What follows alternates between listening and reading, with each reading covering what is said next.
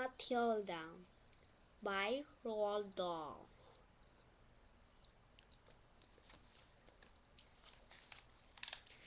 The reader of book is a funny thing about the mothers and fathers, even when their own child is the most disgusting little blister you could ever imagine. They still think that he or she is wonderful. Some parents go further. Further, they become so blinded by adorations they managing to convince themselves their child was a quality of genius. Well, there is nothing very wrong with all this. It's the way of the world. It is only when the parents begin telling us about the brilliance of their own revolting offspring that we start shouting, "Bring us a basin, we're going to be sick."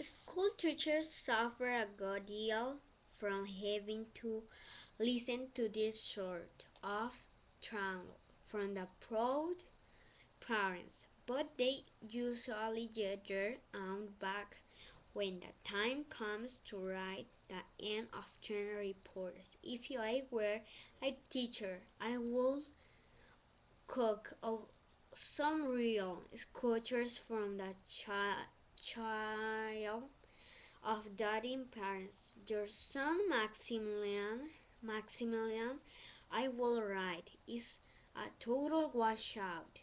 I hope you have a family business you can push him into when he leaves school, because he sure has heck when get a job anywhere else. Or if I were feeling little that day, I might write.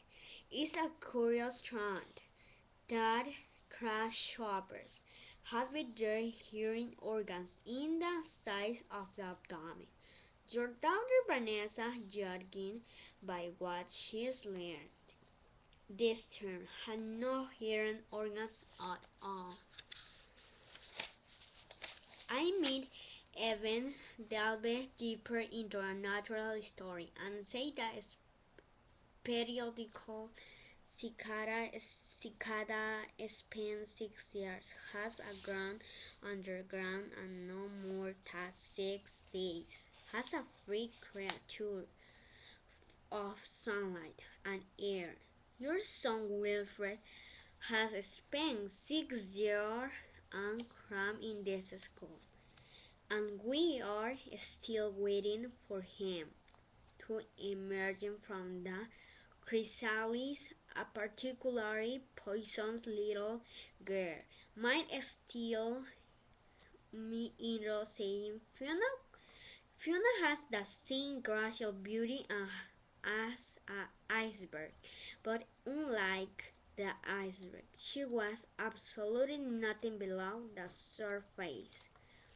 I think I might enjoy writing even of term reports for the string in my class, but enough of that.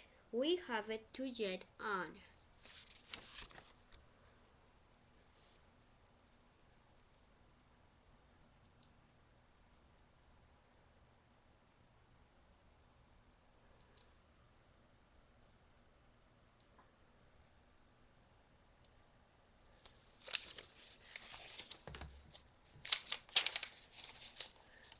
Occasionally, one comes across parents who take the opposite line, who show to no interest at all in their children. And these, of course, are phrase worse than the dotting ones. Mr. and Mr. Excuse me, Wormwood were two such barns. They had a son called Michael and a daughter called Matilda. And the parents looked over at Matilda. In a particular has nothing more than a scab. A scab is something you have a pot of with until he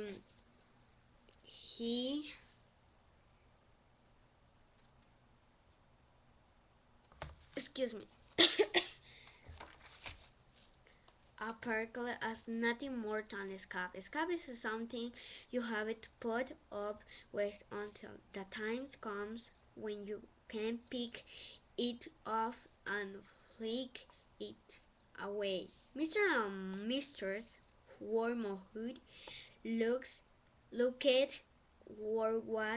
forward enormously to the time when they could pick the little daughter of the flick her way, preferably into the next county or even further than that.